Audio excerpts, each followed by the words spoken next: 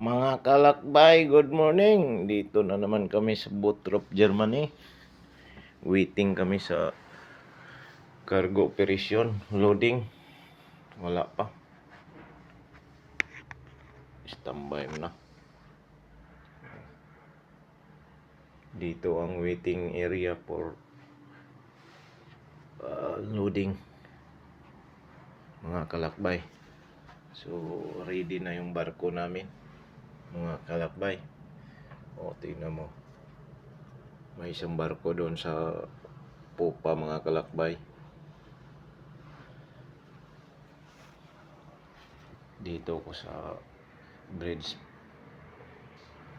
mga kalakbay, na naghintay ng tawag kung kailan ang loading. Mag-loading pala kami ng mga kalakbay ng diesel para Rotterdam. Ito yung wheelhouse, mga kalakbay.